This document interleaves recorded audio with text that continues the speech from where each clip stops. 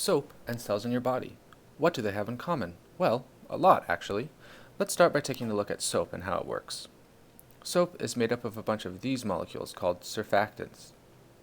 The key thing to notice is that they have two parts: a long, nonpolar tail made up of carbon and hydrogen, just like oils, and a polar head, just like water.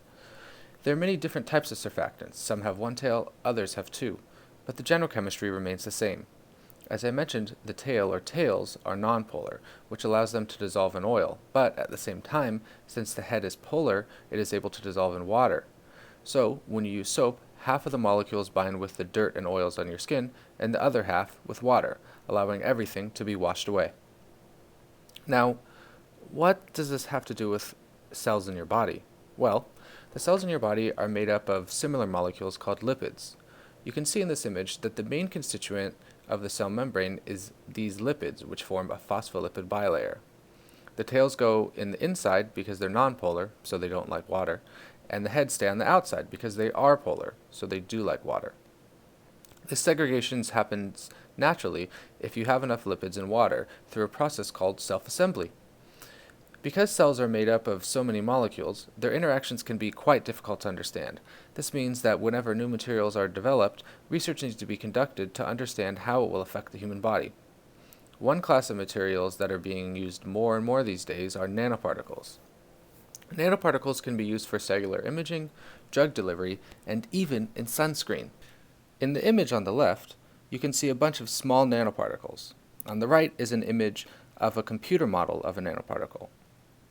Because nanoparticles are a relatively new class of particle, they've only been researched within the last few decades. Their interaction within the body is not well understood. The goal of my research is to understand these interactions better. Through computer simulations, I model how different types and sizes of nanoparticles interact with lipid bilayers. The idea behind the computer simulations I run is actually pretty simple. The video you see here, which shows lipids forming something called a micelle, uses the same math as the simulations I run, and is a type of computer simulation called dissipative particle dynamics.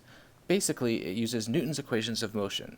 The force is equal to the mass times acceleration, and the change in distance divided by the change in time is equal to the velocity, and some interaction parameters, basically just to tell you how the molecules will interact with each other, to figure out how a system would function. For my simulation, I have to pull the nanoparticle through the lipid bilayer. It looks a little something like this. To do this, I attach it to an identical particle and attach them by springs. I use Hooke's law to calculate the force. After I finish measuring the force, I move it again. The bilayer bends and stretches as the force from the nanoparticle gets greater and greater. I keep pulling until the nanoparticle goes all the way through the lipid bilayer. Next, I have to create a lipid bilayer.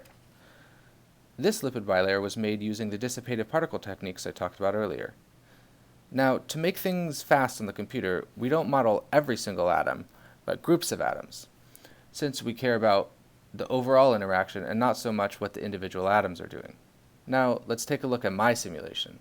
A nanoparticle entering a cell might look a little something like this. So, as I mentioned, I then slowly pull the nanoparticle through the lipid bilayer. This process takes me about a week. From this simulation, we can extract all kinds of useful information. For example, you can see as the nanoparticle gets close to the lipid bilayer sort of reaches out and grabs it, pulling it into the bilayer. Then, as it starts to leave, it forms a bridge connecting the bilayer and the lipid-coated nanoparticle. Then, finally, the bridge breaks and the nanoparticle is inside of the cell. From this simulation, using the math I talked about earlier, we can figure out how much force and energy it takes for a nanoparticle to get into a cell. From that, we can develop drug delivery systems that interact with cells in a designed way, make sure we don't develop any harmful commercial materials, and much, much more. I would like to thank my advisors, Professor Alex Niemark and Dr. Alexei Vishnikov. Additionally, I would like to give a special thanks to the National Science Foundation for funding for this work.